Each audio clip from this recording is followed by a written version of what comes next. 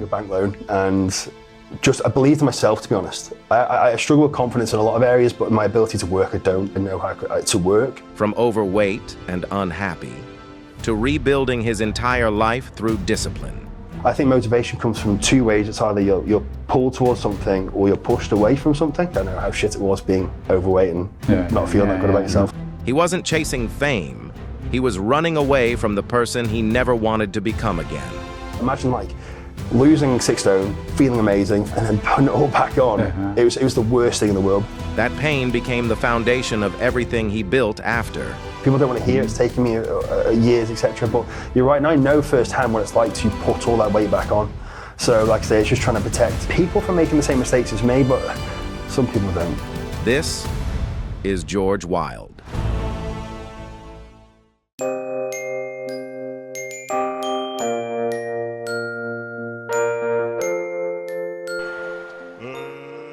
Hello humans, welcome to the M-Word podcast brought to you by Martin. That's me and Matt. Oh, that's him. Matt, hello. Martin. Hello. Today we're done by Jorge Wylde. Jorge, thank you for joining us today. Thanks for having me. Thank you. Pleasure. Again, similar to a conversation Matt and I had a few days ago, getting big bulky people in doesn't help mine and Matt's stature. So appreciate that if you could breathe in for a while. Just extra small t-shirts, guys. That's Yeah. So thanks for coming in. Thank you. We want to chat about your journey. We want to chat about gym, maybe some myths, your journey, maybe some tips people can take away as well. And I guess around this whole fitness thing, there's lifestyle choices as well. I'm sure you've got views and opinions on them. So maybe just set the scene for folks, your journey a bit. And before we came on air, you talked about golf. And so we'll talk a bit about the sport and then how you transition to your business. And I'd like to talk a bit about entrepreneurship as well. Amazing. So Start with, you're saying golf. Maybe we'll start with the golf piece. Yeah. So you said you like to swing a stick around in your youth days. Once upon a time I did, yeah. So what got you into golf? Family, really. I played a lot of football growing up. And I had like knee issues and stuff, and I think, naturally, like footballers retired, they go play golf. I sort of had that transition around 15, 16, 17. So I started playing a bit more golf. But then as a kid, obviously my diet was always pretty poor. Back in my day, like knowledge wasn't overly available. So I grew up on chicken nuggets and smiley faces and that sort of stuff. But I played football every night, so you kind of got away with it. You turn 18, you start to drive, or 16, 18, start to drive, you move less, you're still eating. And then I had any issues with football, so I stopped playing and started to play a bit of golf. And that's when I started to gain a bit of weight. But I played golf at a decent enough level. Played county golf for the island. Loved it, like I said to you before we came on. I kind of throw myself into most things. So when I started playing golf, I'd stopped playing football. I think within 2 years, I got from like 24 down to 5. I just didn't leave the golf course. Like summer holidays, I was dropped off at 9 in the morning, picked up at 9 at night, didn't really do much else. So I'm pretty all in. And the golf, to me, is such an odd sport. Not in a horrible way, but I believe it's a sport. You're always seeking perfection. You'll never get it. That's like, you'll never have that perfect round. Maybe I'm wrong, but I speak to golfers. Maybe if you win the PGA, I don't know. But did you used to walk off the course going, I had a good I could have done better there, You can always be better. And I think bodybuilding's no different, sadly, or when I did. You come off stage and there's always, look, I will probably fast track a little bit, but when I finished competing, I maybe have one more in me, maybe. I won't tell Lauren, but maybe there's one more showing me somewhere. But I'd always come off stage, and I regret the 7 years I competed that I didn't remain present through any of it. So it was always off and what's next, off and what's next. So I never really took any of it in. So I did do one more. It'd be nothing more than just kind of like taking how the floor feels, taking how the smell of tan feels, just really like be present with it. But golf was the same. Obviously, you'd be happy with your performance, but probably it's like any sport. Like I'm sure there's elements that you can always be better at, which is cool. For me, I don't see that as a negative. It's like, it's exciting because that was great, but I know there's more. So interesting. Let's totally switch subjects here. So let's talk about presence, because doesn't that just apply in life as well? That like as we get older, just that opportunity to appreciate moments and time. It's certainly for me come with age. I mean, like I said, I don't remember. I said it's 7 years on the bounce, pretty much 2015 till maybe more 2023, 8 years. I don't remember one show. And I competed a lot. And that sounds daft. I don't remember one, apart from my last one, maybe. I was a bit older. But the older you get, I think, obviously, life moves faster. And way more. I'm way more present now purposefully when I try, just in general day-to-day life. Like people say to me, we got married last year, it's a case of like, oh, take it in. I did. This sounds really daft. There were certain parts of the day where I would stop and I would take it in. And I tried to do that more the older I get, for sure. Yeah. So what was driving that mentality back then? Golf mentality. No, is it the not taking it in, always looking for something different? Like, where's that? Hamster wheel, I reckon. You're just on the hamster wheel, aren't you? Yeah, it was a hamster wheel. The whole thing was a blur. It's mad. I look back at the guys now that are young and competing, and we've just been to the Arnolds, and the age now of people getting into more influencers than it is bodybuilders. But I just, if I could do it all again, I'd just love to be more present, I suppose. I don't know. I think, like I said to you guys before, I just love the process of. So I think I was just seeking to be better. I didn't really care and I still don't care for validation from that was never the reason. So when I talk about bodybuilding, which I'm sure we'll dip into, like I said to you before, when I came off, I wasn't bothered about my result. It was more what I gave to the prep. There's 4 or 5 judges, and I don't care what Steve thinks. Steve the judge, I don't care. It doesn't bother me. So when I remember when I competed last time, I come off, and people, I think I came 3rd, and they were, "Are you okay?" Yeah. Like I couldn't have given any more. Like that doesn't bother me. And then when I came off and I messaged my coach and I said, this, and this, we did this with the prep, and I think I potentially spilled here. And he's like, "You're so pragmatic in your approach." I'm like, "It's what it is." There's zero emotion attached to it, I suppose. It's just data. And that's how you were in your golf days then, as well? When you're talking about going there and where you got to decent levels of competing, where it's the process, going out however many days rounds, and are you there in the moment thinking about stuff like that, or you're like, all right, okay, great, I've got my next round, I've got my next competition, or I can get a bit lower here? Yeah, probably that. Do you know what I really struggled with was, I love the process because I get really nervous. So even with the golf, I didn't enjoy the day because it was just nerve driven. Even when I played football at an okay level, we did okay when we were under 13s, like players play of the year and stuff. But like I almost didn't enjoy the day. And I was even the bodybuilding, this sounds so daft. I think I'm a massive control. I like to control the controllable is a massive thing that I do. I used to think my last show, I was like, what if I trip up? It's like, it was just ridiculous things that I think almost could do with speaking to a sports psychologist. When I play golf, I read a lot of books. There's a guy called Dr. Bob Rotella. So it's called Golf's Not a Game of Perfect. And I listened to that a lot, and I read that a lot, and listened to. Yeah, I think the day actually, I didn't enjoy it. I think maybe because I was nervous, but I don't know. No.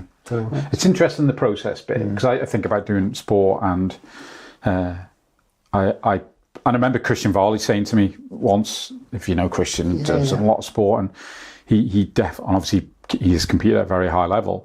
He's just like, it's all the training and the process that I love, and I almost dread race day. And I think about now and do a bit of sport, and it's all the training. I just wonder what the psychology of, like, maybe it's the rigidity and all the good things you get, the endorphins, etc. And actually the competing bit brings this pressure that you just don't want, I guess, because we're all competitive. The rallies, most of us are competitive anyway. Yeah. So even if it's just an internal battle of like, I need to do this run in X amount of time. But when you're training, you haven't got that internal pressure of you. It's just the process you enjoy. I wonder if, and I do question this, I wonder if, because I think I said to you guys before, I'd get backstage to a show and they'd be like, "Do you want to go on?" I'm like, "Oh, I'm not that." I'm not that, but I could go home. And obviously you do all that build up, all that work towards it, and it wouldn't have bothered me to have gone home. I wouldn't have felt any less accomplished. I wonder if, with the training side of things, maybe it's a control thing. I know I'm very good at the training side of things, and I wonder if the stage side of things, I don't know. Yeah. It's interesting, but for sure the process for me was what the driver was, and it still is with life now. Yeah, I enjoy I don't really, like I said before, even we've had success with work and certain things. I don't take in the victories as what's next, which is a blessing and a curse, I think. Yeah, as well. Look, as an entrepreneur, you want to drive on, don't you? So it's like, and it's, I don't know.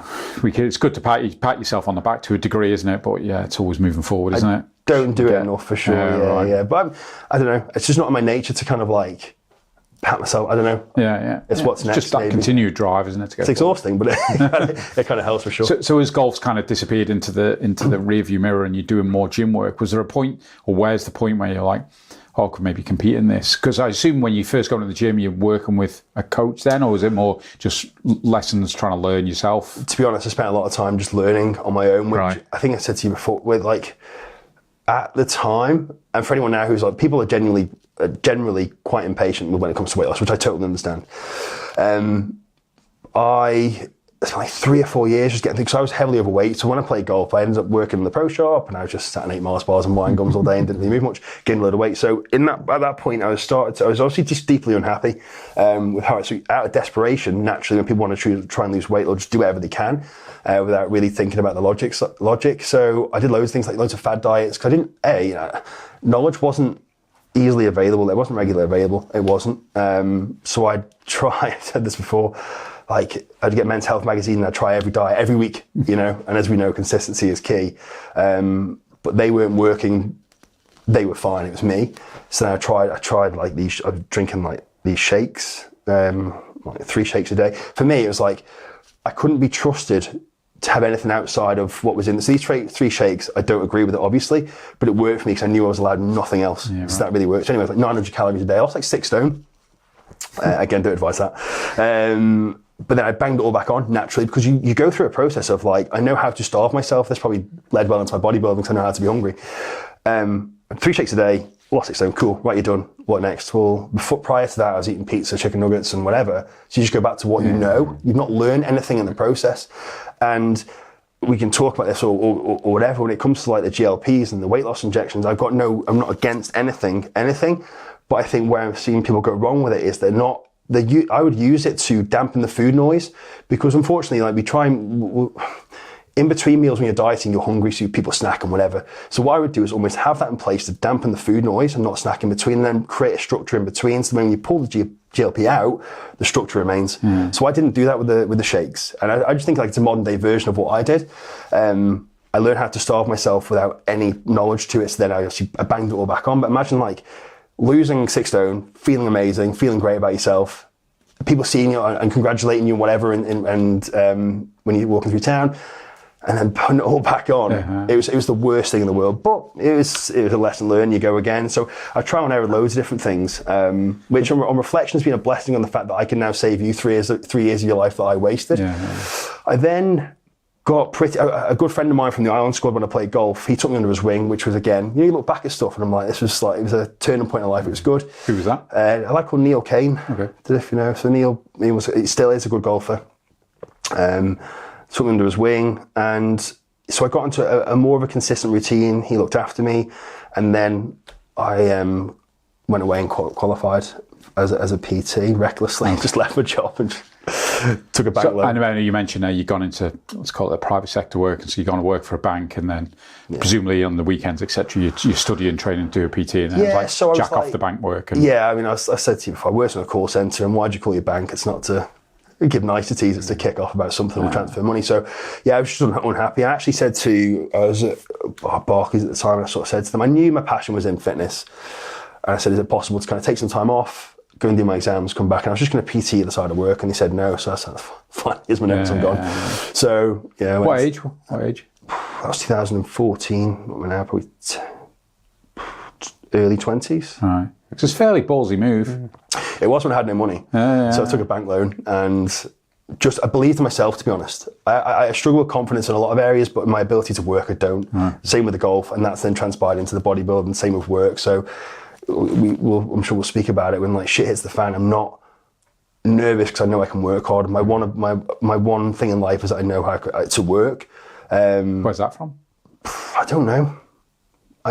Parents just like, us. Yeah, they'll be putting their hands up. My grandparents brought me up. My mum was there as well, but I lived with my grandparents, and they were just that generation, just graft, don't they? Yeah. Just work ethics, it's probably the most important thing. You can have all the talent, brains, and everything else, but you haven't got the work ethic. But you know what, I say this to people, so I'm not blessed with genetics, and which is not a sob story. It's a blessing because I see people that are, and they're lazy. So I've got up early for years, and I just always have. I worked. Some people like flex on the point that they get up early. It's not cool to get up at 3-4 in the morning. I don't think that's a cool thing to do. It's just the way that my life is. My life is the same as everyone else. Has just moved that way. So So if I'm getting about 3:30 in the morning, if I loved myself, I wouldn't do that. So this sounds really daft, and it's like, oh, I'm playing on my demons. The fact that even now at a point where I'm in shape, it's almost still seeing myself that I'm not, and this is not like forced, I just still have that in my head that I think motivation comes from two ways. It's either you're pulled towards something or you're pushed away from something. I think they did a study, it was like they put a mouse in a hut and there was cheese and there was a cat, and it's like they tested its force, what was it, more, whatever. So like for me, it's not a case of wanting to be something, because I don't really care for much. It was more a case of like, I know how shit it was being overweight and not feeling that good about yourself. The drive comes from that. So 100%. So I think having less surge genetics is a blessing for me because it makes me work harder. I think people I see who are blessed are lazy, which is fine, but I wouldn't want to have that as a character trait. Yeah, no, I get that.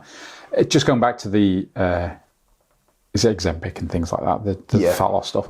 I was listening to something this morning, a lady, Rhonda Patrick, she's a sort of longevity coach, I guess. She was on Steve Bartlett. She was talking about some studies for that, and studies show, like, as soon as people come off it, like she was saying, basically you have to accept you're going to be on it for life, really. Because the studies show when people come off it, they just put the weight back on, much like diets. And the point I really want to make was, I hate the word diet, and I personally think it should be banned. Agreed. And it's a lifestyle change. That's the issue, and that's the same with the Ozempic. By all means, great, and like I say, there's many health benefits because you're stripping out the weight and getting rid of the things that give you heart disease, etc. But it's then changing the underlying habits. It's a tool. I think it should be used. Again, I'm not anti anything. Yeah, no, some people are in a situation whereby they struggle. Or it just gets them kick-started. 100%. If it helps them get kick-started. But I think if you run it alongside strategy and structure, I think then for sure. Because then again, imagine if you, I'm a bugger for using analogies, so let's run with it. If you build a structure, build a big tall building, maybe it's a game, I look at that, I say maybe Jenga, whatever, but like you pull out, it's going to fall apart, and that's all it is. And then what comes with that is a number of things, especially now with the GLPs, they're a little bit more dangerous in the fact that people are losing such a vast amount of muscle mass with it as well. And what are the GLPs and what are they doing? So the underlying. Yeah, I don't know. I mean, funnily enough, this Rhonda Patrick, I'll send you the link later. But she talks about, like, I suppose the science. You might know the science and what it's doing, but shutting off some sensors within to, I guess, feed. Yeah, I think the design. A lot of the drugs are designed for diabetes. I believe. I'm not a massive, massively up to date, and I'm probably going to butcher half of what I say, but I think a lot of it's to do with to slow down your gastric passing. So therefore, the fuller you remain, the signals don't go to your brain and say, feed me. Yeah, exactly it. It's in layman's terms, which is probably as much as I know. Yeah, and that's kind of what it's. Yeah, it's or because you hear a lot of it. And it works. I know a few people have used it, and it's amazing. But like you said, I seen a reel or something this morning. I think people were gaining like 2/3 of the weight back, but it's not necessarily you have to be on it for life because of whatever. It's because they're not applying the structures to alongside. So it's not the drug that's the issue. It's the way that people are applying it, and unfortunately, you can buy it on the black market. There's going to be people out there who are cosmetic, people who are going to sell it because obviously it's a way to exploit people. Sadly, people are desperate. Yeah, people are desperate to lose weight, so they'll do anything. Obviously, by just and people will exploit that by selling to them. And I don't know. It's tough. So I mean, again, I might be butchering this story, but I got told a story in the UK. You can get it. You can get it on. It's basically prescription. I think you can get it, and people. I mean, again, I'm just generalising, but I've heard, and I sound like a manx gossip on here. But although it was in the UK, that they go into, they can't be asked going to the gym. They're fairly healthy people, but just want to strip a bit more weight. And they go into the doctor, and the doctor won't prescribe it. So they go into the doctor saying, "I'm struggling because I've got mental health. This because I'm just carrying this extra bit of weight," and they're leveraging the mental health piece, which is wrong. Obviously, there's people and going, "I need Ozempic because I just need it," and that's the way of them getting the drug to be able to lose the extra 4 pounds, because not 4 pounds maybe, but they're not. For me, it seems to, and just to get my opinion, it helps, and certainly if you need a kickstart and you're carrying a lot of weight and you need a starting point, that's not the worst start point. No, I'm not a doctor. But don't know the side effects. We sit here and obviously we're now like athletes, so I'll take that. So like people will sit here and be like, "It's easy for you," and so there, and I'm like, and I'm not being like, "Oh no, I work hard," and anyone. That's not my point. It's like. What it's trying to protect. I have the sweetest tooth in the world. It's fucking not. You told my friend, but it's just not like fucking easy. It's more out of trying to protect people, to be honest. Without sounding like Mother Teresa, it's like I'm not sitting here, like preaching to the choir of how, you don't need it. I get it, but I just want people to learn. Yeah. And again, I fear saying stuff like this because I sound like I'm a do-gooder, but I genuinely mean it because I've been both ends of the spectrum. Yeah, and it comes back to exactly what you said when we started this is, yes, it's can see as a quick fix, a start or whatever, but if the foundations aren't right, then you spend that time, spend that effort, and your habits and everything hasn't changed, your lifestyle, however you call it, you're just going to go back to find out, potentially. What you want people to take out is be motivated by the fact, look, I was struggling, sat in a golf thing, overweight, and I had to put the graft in to get rid of it. So that, yeah, there's things to help you, but also don't assume I've had it easy because I've had to graft. And it's true, but people don't want to hear that. People don't want to hear it's taken me years, etc. But you're right, and I know firsthand what it's like to put all that weight back on. So, like I say, it's just trying to protect people from making the same mistakes as me, but some people don't want to hear, which is fine too. Yeah. Mm-hmm. And I mean, obviously, you're nothing special. You've done it, so why not anyone else, I guess, is your 100%. Message. And that's my message is that really. I try and in the way that I sort of coach people it's just simplifying the process and just nailing the basics with people. To the point where I know you mentioned, I hate the word diet, you see, hate the word plan.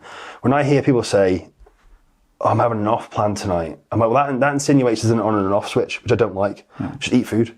I know that sounds simple, and I feel like a dick when I'm like, just eat food, and they're like, oh, it's not. It is that easy if you can just simplify it. And the issue is, I think a lot of it has to be, so when we associate certain foods it's evidence-based. I can say that now confidently because I've built the evidence. My belief systems have changed on the basis that I've built years of evidence on. People don't have that yet, so therefore their association still is with food that it's a negative. But it's just, this is what I do with people. I sort of like, they have to find out for themselves. So if I can bring it back to its bare bones with, say, for example, everyone's like, I can't eat carbs. Right, cool. Right, stick with me, trust me, that's cool. If we can do a full week of you eating, I don't know, pastas and whatever, say food, and they've lost weight. I'm like, okay, cool. Do you believe me now? And they're like, oh, not quite.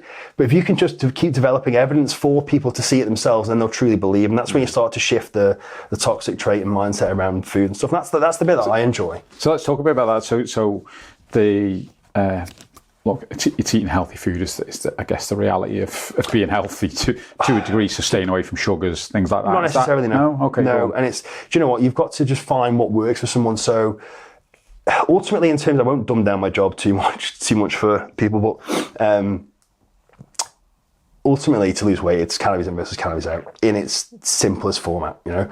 So therefore it's like, okay, well, this person's gonna eat shit whether we like it or not. So let's build a structure whereby they can eat less shit. Yeah, okay. It's that simple. Yeah. I know it sounds, so that's what you got. So, you know, when I first started coaching, I was coached by, I've always chased best in class of being coached, and that's really helped me in terms of my education. So I was coached by a guy called Jordan Peters. There's a brand now which is huge in the UK. It's one of the best in the world in the UK, called Trained by JP. I don't think you see any of the health subs anyway. So I was lucky enough to be coached by Jordan once upon a time for £100 a month, which is wild considering what he's probably worth £1,000 a month now. But it was just at the very, very start, and yeah, he was just very much about kind of, I don't know, he drilled into me for 4 years. And again, 4 years, I didn't have an off-plan meal. I hate the word off-plan. Let's run with it because it works. Yeah. For 4 years. So I'd have one post-show. After the show, I'd have a burger and chips. Christmas, I was allowed off. And my birthday, I had to ask off. Because his mindset was, if you want to be a pro, you act like a pro. So I live that, which is fine. So for me now, anyway, I digress. But it's about, so that's what I believe, and that's how I coach people initially. So what I did in my early stage was, you have to eat chicken and rice, because that's all I knew. That's my level of knowledge. That was where I could be. And all I was doing was regurgitating that sort of information. But what I tend to see, similar to the shakes or the Ozempic or whatever, I get guys into crazy, crazy shakes. I drill the mindset into them. But then 6 months later, I'd see them as transitory, and I'm like, because he banged it all back on, because I give them no tools. So anyway, so what I see now, the point I'm trying to get across in a roundabout way, is that it's showing people, just taking what they're currently doing and just aligning it with their goal. Yeah, right. In its simplest form. You can get on the lines of being super scientific. With the people that I work with don't need to know that, and nor do they care. They just be like, so in its simplest format, again, I keep saying that word, if you're eating 10 pasties a day, there's a Ricky Gervais quote where he's like, if you're eating 10 pizzas a day, just start by eating 9. Yeah, right. And then once you start to plateau there, let's go to 8. Yeah. And it's more so for that reason, because it's more sustainable for people. Yeah. I suppose I mentioned the sugar thing. I'm trying to justify that comment, but I suppose if someone's like gymming and exercising and trying to lose weight, you do need the right. I mean, sugar's great because it gives you a bit of an energy boost, but I guess part of that feeding people as well is you can go to 9 pizzas, 8 pizzas, 7 pizzas or pasties, but the reality is you do need to build obviously the right food to ultimately fuel you to recover, to go to the gym the next day, because I guess part of it, you want your athletes to be, or your people you're training, if they're not called athletes, to have the energy in the morning to get up and go, I want to go train, and if they've had pasties the previous day, they might struggle. 100%. And I think we've got to look at people in 2 different camps. So you've got like your athletes for sure. So that there you do have to be way more specific with the setup for sure. But with your, I hate the term as well. I feel like it's not very nice. Things. General population. Yeah. You know, the norm is that not a civilian? We want to exactly it. Yeah, we want to be athletes. Better than the peasants. Yeah. But I think for those guys, in terms of what is deemed optimal, it's what they're going to stick to. Yeah, and that sounds really daft. It's like, makes sense. On paper, and this is a term I'll use, I can give you, if it's a man, I can give you Arnold Schwarzenegger's diet, but if you're not going to do it, it's nil and void, you know. I can give you a woman, Kim Kardashian's diet. It's pointless. So it doesn't matter what it's down on paper. And I have this conversation with my guys, I'm like, you know, like, oh, can we push a bit harder? And I had this conversation this week, I pull my calories down. I'm like, you're not sticking to what you're sticking to. You're not sticking to what we're doing here. So on paper, I could pull your calories down to appease the paper and the number or whatever. But let's just, I said this to you before, I like to just ask questions. Let's dig into the deep-rooted reasons that this sort of shit's going on, and sort of breaking that down. So not to poo-poo your point, it's true when it comes to athletes. You have to be very specific for sure. And there's going to be certain foods and certain... Less so for civvies. Yeah, 100%, because you're looking at performance-based stuff. Yeah. So I'm very performance-driven, and I really don't care what I look like. And I did when I was younger, because I was fat and didn't want to be. Had a six-pack, it wasn't that fun. So I was like, well, now what can I do next? So for me, I'm very performance-driven. So therefore, that's what I don't. It's so funny. I checked into my coach yesterday for the first time since before Christmas. Isn't that bad? I'm not a good role model because I don't care. I was like, as long as I'm getting stronger, doing whatever. So the way that I look at my own weight loss now, I said to you before, I wear baggy hoodies in the gym because I'm trying to improve my performance every single session. So to do that, I have to ensure that my food's on point, my hydration's on point, my sleep's on point, my movement's on point. And as a byproduct, if I'm in shape, then kind of cool. It's going to happen by accident, but I'm not now, whereas I was once upon a time. This is why I don't wear vests in the gym, I don't wear things in the gym. I was obsessed with how it looked. I was checking myself every day, and that just drives insanity negatively. So if I look at the positive things, what can I do? I can eat my meals, I can drink my drink, I can go to bed, and I just focus on the controllables. As a byproduct, if I lose weight, that's kind of cool too. Yeah. So clients, do you find, I'll use the word civilian, it's such a bad word. Well, just say your clients, let's say they're not performance, but they want to strip weight, they want to lose weight. Yeah. Do you obviously help them with perhaps toning up, gym work, and again, we're not allowed to call meal plans, but lifestyle choice in regard to food. Do you then try and help around other things of think about your sleep, think about your hydration, talk a bit about that? Yeah, okay. I'm a bit of a control freak, so yeah. Right. So what I would personally do, say you come day one, what I'd do is I'd just nail the basic side of things first. So let's have a look at your food setup, structure. Like honestly, I'd say, what does your current day look like is how I would start things. I have toast for breakfast, I have this. I'm like, okay, cool. Let's just start with that because it works. Let's not overwhelm you. So your shopping doesn't really look that much different because you're buying the same kind of things, as long as it's not ridiculous, obviously. And then we'll just start from there. So we'll just sort of build that in initially. Thus, in theory, you would start to see progress in terms of there. We'll start to incorporate some resistance training. Again, depending on their level, how kind of advanced you are, kind of cool. And then what's your movement look like on a day-to-day basis? Oh, I'm probably walking like 5,000-6,000 steps. Okay, cool. Do you reckon we do 10? All right, let's just start at 9. Let's meet in the middle. And then kind of just work from there. And then once they start to plateau, for me, I personally am now not working with very many clients at all for a number of reasons. Obviously, we've got the gym opening, we've got other businesses are about to open, and just generally, I don't like too much volume because it impacts my quality of service. And that's why I started to bring the coaches on, because I couldn't manage people myself to the level I want to. So anyway, I like to ask questions. So when things aren't working, I'm like, people must get annoyed. I'm like, why? And it's not been horrible. It's not me judging you. I'm like, tell me why. And then we can fix it. And we can reverse engineer it back. And we can work it in. It can be find the underlying issue. 100%. Yeah. Then we can fix it. There's no point in me putting a plaster over it, because then I always say this with our program. It's like, I want it to be, and this is not a sales pitch, I want it to be the last program you ever have. I say to the guys that come on, I say, in the most respectful way possible, I don't want you to come back. Like that for me is because in the past I have done it whereby, in fact, I have a repeat custom, which is nice that they want to come back, but it's like there's been a reason whereby they've had to. So yeah, I like to break into if it is sleep, if it is stress, if it is women's problems, if it is like your wife's kicking off or whatever, it's like every action has a reaction, so there's always a reason whereby, for sure. So the gym thing, somebody, you mentioned about setting up your own gym. Before we just talk about that, so at the moment and historically, have you always just used other people's gyms, or have you had your own gym before? I've been really lucky, to be honest, and I think this is where loyalty comes into things. I'm a massive believer in loyalty. And for me, because I worked at Carrefour for 10 years, so the owner of Carrefour, Richard, is actually Lauren's uncle, was Carrefour. And yeah, I did my job and I worked hard, and I worked hard for him. He then allowed us to kind of grow and build JW. It's so funny, when I left Carrefour, I hired a mentor within business to help me with obviously just business as a whole, but also I originally hired him for accountability for me to quit my job. I got to a point with a coach where I was earning double what I was earning in the gym, but I didn't want to let him down, didn't want to let Richard down, didn't want to let the gym down. Not that it was going to be a huge loss, but I was helping out quite a lot. So yeah, he's just always been good to me, and I've always been good to him, and that's kind of where the partnerships come from. Somebody mentioned today, I'd say my PA do my research, but we were just chatting about you coming in and the gym of ministry. Remind me the name? Ministry, yeah. Ministry Fitness. Yeah. Immediately struck me because I just, from my youth days of ministry sound, I was like, I might quite like the gym. So where's that? Tell us a bit about that. So I presume you've gone into partnership and... Exactly, yeah. So Richard was always a boss forever. I don't know, I still see him as that now, even though we're kind of in partnership. And so I was just kind of like, he allowed us to kind of grow JW in that gym. But again, it was a kind of he scratches my back, I scratch it. I tried to drive business in through there, he'd help me. And then it kind of just, this opportunity arose. I actually said to him when I left, I was like, I'd love to do something with you. At the time, he said Carrefour just commercially didn't make sense for me. But if anything going forward, and it has, and this opportunity has arisen, which I'm very, very grateful for, which is nice. It's so funny because, again, I had a chat with my mentor today, and today was the first day where I just sort of sat in the kitchen and I was like, imagine being like an 18-year-old me knowing I was going to be owning a gym. I've been so stressed with it all. They're doing way more than me because I'm rubbish when it comes to building work and stuff. So I'm just very good at looking busy and looking stressed. But I was like, I've not really had the chance to, like I said to you before, enjoy it. And that's why I was going to bring this point up before.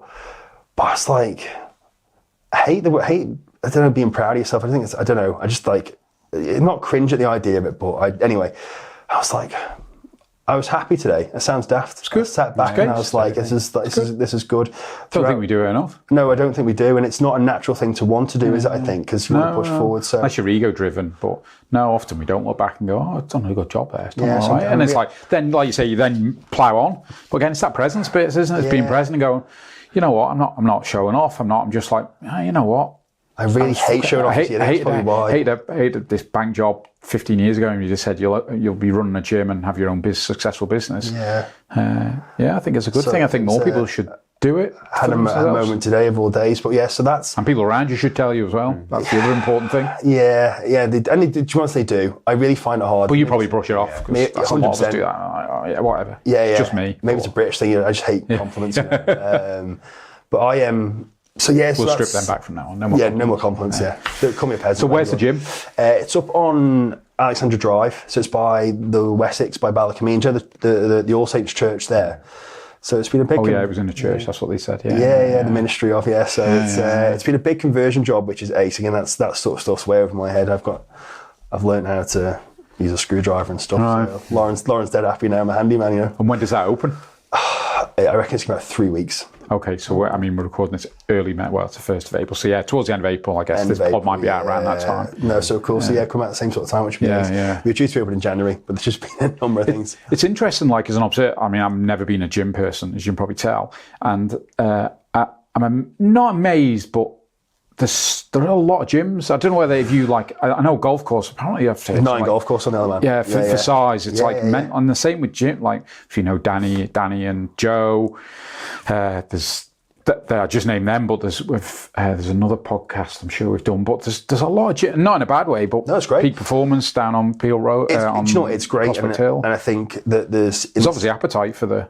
I think what's nice to see is back in I see back in my day, it wasn't a thing. The gym wasn't the done thing. It was, I trained at the Body Shack, the Love Shack back in the day, which was full of bodybuilders, you know, and now culturally it's massive, which is nice to see. But yeah, what's nice is there's different avenues and aspects. Obviously, what Danny and Joe are doing is ace. Yeah, and I think it's funny, same with the coaching. People get butthurt about people, more coaches, I'm like, who cares? I'm like, get more people into it. It's just good to see other people, get as many people into it as possible. I think whatever the capacity, you know, and even whatever the sport, because again, I obviously like bodybuilding, which is my thing. You know, if you like badminton, if you like bowls, if you like CrossFit, just get moving. It doesn't matter. Do you know, well, I digress, as you guys can probably tell a lot, but like back in school, I was quite lucky because I was a bit of a chunk. So I was pretty good at rugby. I was pretty good at football. I gave plenty of sick notes to cross country. But like, if you weren't good at those sports, like some of these guys have now, sadly, at my age, you see them and they've gone down a path of poor lifestyle habits because they were just deemed as shit at sport. And that's sad because they could have been really good at like weightlifting. I was a heavy kid. I was lucky I was good at other stuff. But imagine being a bit heavier. You were good at lumping around weight. You could be really good at, I don't know, axe throwing, whatever, shit example. But do you know, like, it's sad that they don't explore it more now. There's so many different avenues that people can take, so you will find your niche, which is cool. And certainly gyms, obviously I mentioned that, I mean, if you think about, I wouldn't say niche, but they've got their area, haven't they, where I suppose I'm not saying I don't know what type of gym you're opening, but there's almost different kinds of gyms, isn't there? Because they're more, like, I guess, CrossFit and high. Yeah, exactly. Yeah. But what they're really good at as well is creating a culture and a vibe, which is kind of what we've tried to do with Team JW, is build a culture based off obviously my mentalness and but like passion, I suppose, and work ethic is where I want people to just bounce off that, and in whatever capacity that looks like. I am obsessed with progress, whether that be getting really good at guitar, just get good at something is my thing. And so what is the setup or the vision of the ministry then, and what you're looking to bring? So it's going to be like it's 90s dance music. Well, it's come 11 o'clock, it's going to be a rave. Oh, right. So get yourself in. For that, we said that if the gym doesn't work, it's a perfect setup for a nightclub, to be honest. Or both. Yeah, so it's going to be a commercial gym, so therefore everyone's going to come in, which is cool. People have had the misconception that it is like a JW gym. It's not. Obviously, I'm going to be part of it, but it is ministry for a reason. It is separate. Everyone's welcome, you know. So it's just going to be, a commercial gym. For me, the key is we found a real nice mix of, we kept the character of the church, because you actually have to with like those sort of buildings. It's mad. I've learned loads. It's the gym side of things is really modern and really cool, and then obviously the bathrooms and stuff's like a 5-star hotel. So it's got like it's a real cool vibe. Again, none of my doing. I'd have had we've just bought a house. So there'd be like what I call aerobic work in there as well as then. Yeah. So upstairs we've got two floors. So we've got upstairs will be the cardio section and the stretching area, which is nice because it allows us to differentiate. Now at Carrefour we had it on the same floor. Not that it matters, but it's nice to have the sort of separation so people can kind of stretch in peace, and then you can have downstairs, but. It will be all the resistance stuff, all the training stuff, and again for me, it's just I want to create and again this sounds cliche, but like a safe space for people to just come in. I'm very much an enforcer of working hard, so there's going to be no fucking around in terms of the fact that I don't want it's not a youth club. I want people to come in.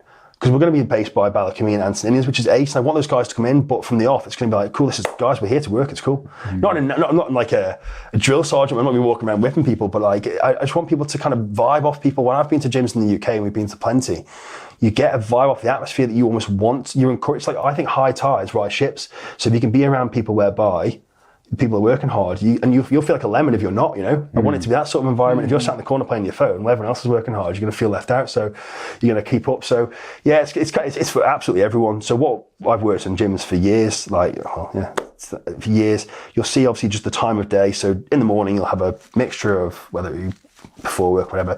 Mid-morning we'll have a nice mixture of like an older population, which is quite cool. So like, I'm getting my nana to come down, she'll love it. So it gives her somewhere to come down and she'll get to chat. I'm going to be working more from there because I either work from my nan's or at home, but she can come down and chat and just mingle and socialise. So yeah, I'm really excited. So just because, again, not that it is a JW gym, but we've always had like the mother hub of Carrefour, whereby we can kind of bring people together. I love to be around the people, you know, but like it's cool and have that culture. I'm really looking forward to kind of bringing people back together in that capacity, but also just people in general. I'm excited now. Yeah, it's good. It's good.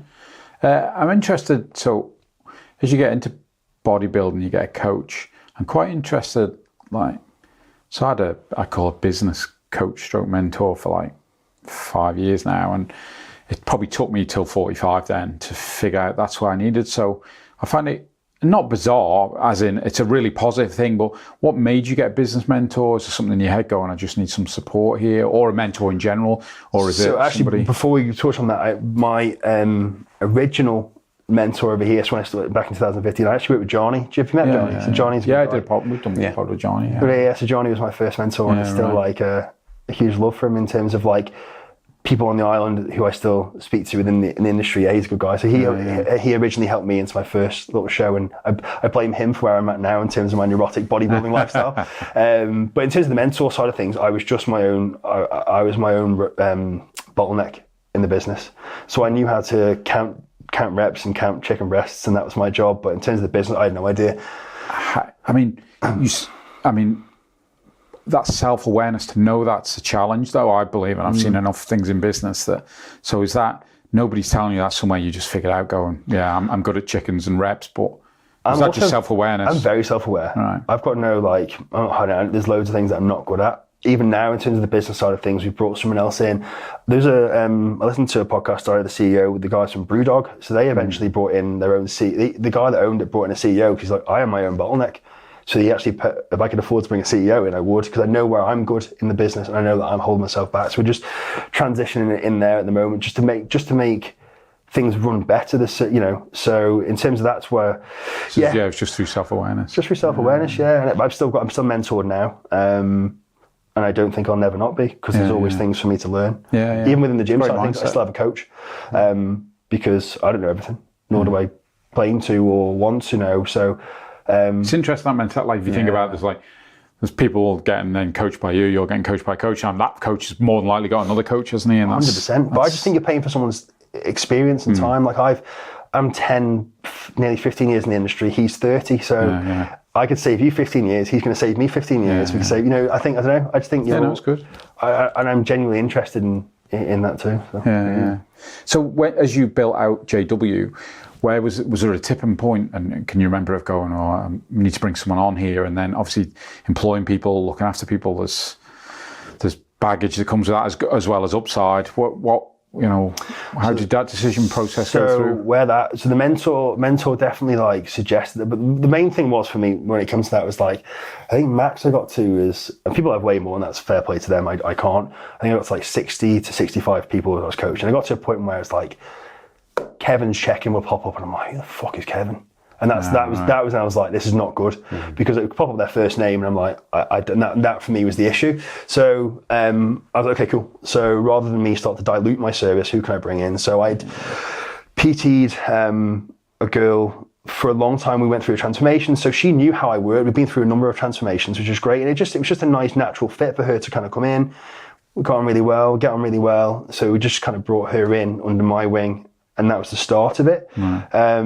And then there was obviously Danny and Christy. I coached both of them to my first ever sort of photo shoot. They came under, and then there was another lad that I trained with. Again, I coached him. It's funny, what was nice because I coached them all at a baseline level in terms of the gym side of things, and they came through. And now again, you see they've all gone off and they're doing their own thing. So my job was to always, as it has been from a coaching perspective, to grow people, to see people expand and grow. So it's been quite nice to not only see them grow from a physique perspective, but now go off and do their own things and too, which is kind of cool too. So that's where it started. Now we've got a real nice team, which is cool. And managing people is difficult. I'm a people pleaser, so I find it hard to have difficult conconversations, and I hate confrontation. So again, it's bringing someone else in to have the shit conversations that I don't want to have, That's too soft. But do you know what? Because again, I said to you before, we've had some lessons learned in the last couple of years of business. It just builds calluses, and it's thickened my skin, and it's made the harder conversations less hard. I don't know. And we spoke about it before. You're always learning, which is good.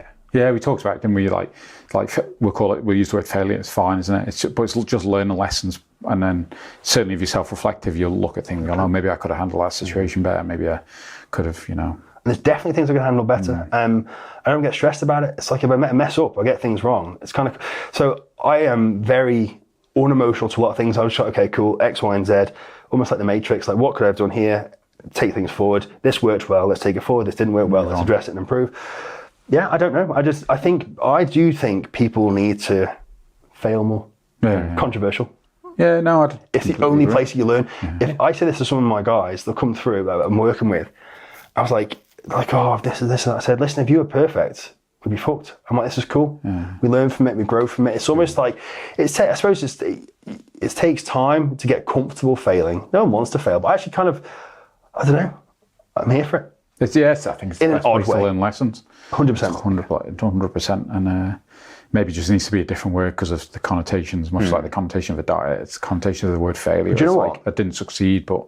In the gym, like, failure is the only place in the world which is a positive, because you want to take your muscle to failure. Mm-hmm. So, like, people are like, oh, I couldn't do anymore. I'm like, good. Yeah, that's the point of why we're here, you know? Yeah. It shows you can get to your limit. No, I agree. I think people need to... And how many guys you got, girls and guys, working for you now? Coaching now, we have... I'm still doing a little bit. But again, my aim is to step away from it a bit more, just to give more. I know, like, I'm kind of like in my own way and impacting others because I'm so busy with other stuff. I know I can't give the service I want. So I've got my wife has now come on board, which is nice. My best friend lives in London, which is nice. It's allowed us to expand into the UK now, which is nice. And then Connor's our head coach, who's amazing too. So we've got sort of 4 of us total. I have a couple of guys that help me work behind the scenes with some other bits, some of my social media bits, and I have a team that helps with some of our consultation calls. So again, I can't be everywhere. So I will jump on some, obviously, where I can, but I just can't be everywhere. And so we'll have some guys that will work in our... Social content's good, so do you just outsource that?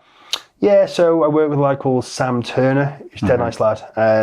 So he comes and films me. And again, it's just another thing where my perceived value of that is very high. I can't edit. I can talk, but I'll stutter way more than I have done today. So he just edits that out, which is cool. But again, it's just like my value of time. Like, I can't do it, nor do I want to do it, nor can I do as good of a job. So that was important to us. And I have a vision of what I want. It's funny, so I had a call today with my mentor, and the way that the sort of social media is going now, they want more of a raw approach. Like, some of our content's getting overlooked because it's too polished. But I have a vision in my head of how I want it to look. So yeah, maybe the guys will see a slight shift in some of the content. It might be just me sat in my car, filming myself. That seems to be landing better because it's a bit more relatable. So so we outsource that. But it's and since we don't do a very good job as Riley, Matt or I, particularly promoting the podcast, because we just enjoy the conversation to push them out there. Do you get data back? And this is probably something we should look at, Matt. Do you get data back then on these types of things landing from your marketing guy, from Sam? Yeah. So Sam does the filming, which is cool. And then I actually had a call today with him. I don't look into it enough. I should do. And this is where, if I could, sometimes when you're so working, you're in the business, you're working in the business, not on it so much. And again, it's not a case of I don't want to work with people. I love it. I just know the program can be better. I want to try and build... I had a vision of it being like we have an educational portal, but I want it to be more. It sounds really daft. I want people to come through and it genuinely be like, there's modules in place, etc., etc. That's my vision of the program. And obviously, there's so much, I can't do it all, so that's where I want to take a step back. But we had a look at some analytics and stuff today as to what's landing and what's not. And it's just trying to find this. It's trying to find what the right thing. And it's always evolving, I guess. From this polished thing to now, like, a lot of people want a bit more. I really appreciate you guys having me on, because what I want to try and do is get my personality across, because I'm probably very different to because my reels are very news anchory. Do you know? Right, okay. I'm trying to be way more chilled with it now and just going to get my personality across, because I'd love to do something like this, like more, because I talk 10,000 miles per hour, like, I've had a coffee and I can't shut up and I've digressed. People don't see that through my social media. They'll see like I'm a bodybuilder, a bit of a meathead and whatever, which is fine too. And I would judge someone equally the same. I'm not like, it's not like I'm a nicer person for it. But I think this side of things... I suppose you go back to that raw bit, and then there's I think also, in my opinion, and this isn't per se, but shown... You call it the real side, I suppose, the terminology, but it's just the vulnerability that, like you say, not some... Well, just whatever perception people might have from which a polished... people will have naturally. 100%, just some biases. I said when you're on these platforms, you've got to try and engage them very quickly, because a lot of it is they're scrolling and suddenly, and that's to say you're not getting enough time. Whereas, people who The long form stuff is great. You know they're going to sit and listen, and that's that audience. But to try and grab and catch, and we spoke about, we've tried reels and tried to do things like that to get that engagement. But as you said, when you're trying to get you across as who you are in a person, what you're trying to build, 30 seconds or less, it's going to be very hard to get that message you want in the right way. So we actually had that conversation today. It's the first 3 to 5 seconds that I'm not hitting because I'm too slow to get into stuff. Because I just want to talk about it, which is fine in life, but probably not in terms of what, if you're trying to... But then part of me is like, I'm not here to chase analytics, but I suppose with some of the business stuff you kind of have to. But we're looking to do a little bit more longer form, because again, my vision really is just, I'm not afraid to give away secrets. And my secrets aren't secrets. So some people in terms of coach, don't tell anyone. How can you tell someone what to do for free? I'm like, why not? Just go for it. So what I'd like to do longer form, and the vision this year is to kind of just literally just do some more YouTube stuff and just be like, this is how you do it. If you like it, cool. If it works, if it helps someone, then fine. And hopefully that'll just, that's the vision this year, is to just try and give away as much as we can, outsourcing. And I think the long form works, but it's just, as you know, it's not, the long form stuff's difficult to keep up consistently. Yeah, it is. Yeah. It's time, isn't it? Everything's time, ordinary. So just a couple of things to finish off. That's all right. Sorry, I talked too much. No, not at all. So you got an app as well. So again, thinking about a client experience, it's like they've got that experience. So talk a bit about, you created an app, and when we say app, phone app, and again, so you're communicating with clients through there, putting meal, when I like to use the plans. Does it plan? Meal plans. What do you call it? Structure. Call it meal structure. So obviously we use an app which is ace. And for me, it's just super user friendly because I'm rubbish at technology. So the idea of it is it's just less barriers to entries for sort of customer experiences, isn't it? To make things as simple and as easy as possible. So even with that has everything in one place. We've sort of, all your training comes through in one place. You log your training through through the app as well. A custom built out of interest. So it's actually now it's white labeled. Okay. So a lot of guys will use it across the industry. So we were one of the first to use it locally. But now more and more. It's great. It's a fascinating product. It's funny because the guy that I'm mentored by is very good friends with the owner and the creator, Mark Overy Fox, built Kahunas. So he's got a call with him tomorrow. So it's great because I get some, and this is the beauty of working with these mentors. So you get full insights. So they're having a huge app upgrade, which we're going to get sort of privy to, which is nice and which is cool. So, but it's good. It's good for the consumer, because back in my day, I got sent an email once a week with some information on 10 years ago. That worked. PDF, or Word. Do you know what's funny? That's all I need. So therefore, but it's hard to people want to see something shiny, don't they? And to keep up. So I don't want to sound like this as a sales pitch for that, but the app's super, super useful. It struck me, it's not something maybe others have it, but when I was doing a bit of research, I was like, that's cool. So obviously people looking for more modern ways to communicate. I appreciate people might like WhatsApps or whatever, but so what we do is you have the app for all your training in one place. And I love training. So I've been away to Port Lauren, or holidays used to be seminars. I like going away and learning, sadly. You're right. And then we've been away a couple of times and paid for some of the best trainers in the UK to have personal training sessions. I just love that sort of stuff. So within there we have a full exercise library whereby, because obviously it is online, we've got clients all over the world, which is cool. So it's great to have obviously the local sort of stuff, but this program can be used anywhere in the world, which is great. So, and the other guys will have it too, the other coaches, but ours, people say I waffle, and I do, as you can probably tell, but I've gone into great detail on the coach and so on the training side of things. So you can just pick up an app. You've all effectively got me in your pocket. And this is, to be honest, this is why I went into the coaching side of things online, because I used to PT people all the time. That's my job. I worked in a gym and I PT people. I'd see you for an hour a week. I'd see you next week. You hadn't made any changes. I'd see you again. And it was just I was actually starting to get pissed off with people. So I got to a point whereby I didn't have loads of clients, but I'd see them frequently. I'd see them 2-3 times a week. I'd 5 to 10, but I saw them all the time and they weren't making any progress. And I was like, can I just do your other stuff for free? So I did I online coached them for free, because I was just getting annoyed at them. Not in a bad way. And it's just, that for me was the important part, was just kind of getting that nailed. And that's kind of what grew JW as I digress. But so kind of back onto the app. So that's part of let's call it a package. We do all our communication through WhatsApp. So you can communicate on the app. But I don't know, I just like the WhatsApp side of things. I think half the world communicates, more than half the world, because But it's just the app to log in. Oh, there's my food. That's what I need to think about, eat, train, whatever. It just removes a lot of thought process. My job ultimately is to remove the guesswork. So it's super simple, beautiful. And for a lot of people, like you say, I mean, I could go on ChatGPT now and pull up a food plan and whatever, but often, and I guess part of PT is that accountability, someone to make you accountable, which is obviously you and your coach's job to help bring accountability and discipline to people. 100%. And I think people fear now AI coming in for our jobs, but that's why I'm always looking to improve the service. Because I get like imposter syndrome. I'm like, oh, we're not good enough. The coach is getting mad at me. I'm like, we're not good enough. We need to improve this. I just like to see things get better. But obviously with AI coming in, people can just go and get a downloaded food plan. It doesn't work. And I say to people all the time when I'm talking to them, listen, I can give you a food plan and a training plan today. I'll see you in 6 months. It doesn't mean it's going to work. It's how it's applied. Yeah. Same with anything. It's like, we'll apply the structure my job is or our job as coaches is to firefight. You present the fires, we put them out with you. You know, we troubleshoot. That's our job, and we educate and we drag you through. AI can't do that. And having that personal accountability, like you say. And for us, this is why the community is so important. It's because I want to create a culture whereby people are involved and because people can be lonely. Like, you know, I want people in there. And again, the culture. And again, this is something so I've got no fear for AI, to be honest, personally. It's a valid point and it's a really useful tool.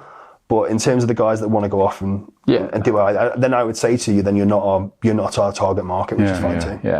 Yeah. Look, I'm sure it will have its place, but I suspect, just my general view over time, people are going to crave more and more personal touches anyway. Human interaction. Yeah. So. You're speaking to robots all day. You want to speak to people for a little exactly. bit. No, it's a super useful tool. But I think, and like I said to you just then, like. We want people, because we haven't got as many coaches now, and again, we don't want our numbers to be too high. We can be quite specific with the people we work with, and that's not from a level of ability. It's from a mindset, and we want people to want to work with us, and it's nice. So I'm not someone who will. So I've had conversations with people where I'm like, I don't think this is for you. I'm not someone who's going to just take money off everyone and get everyone involved, because it's not the way that I work. So I do. So again, in terms of the consultation calls, I will jump on, or our team jumps on. And we walk them through and talk them through. And I always say to them, I'm probably the world's worst salesman, which is fine too. I'm like, I want to make sure this is the right fit for you. If it's not, that's absolutely fine too. I want you to want it. And that's what's been nice for us now, again, because we've had a transition over the last couple of years. We're not trying to drive in volume. Obviously, you want to see more come through, but we want the right people now, which is quite nice too. It's cool. I appreciate I said that. I had a couple of things. Well, two other things. I did want to talk a bit more about bodybuilding, but why have you decided to stop competing?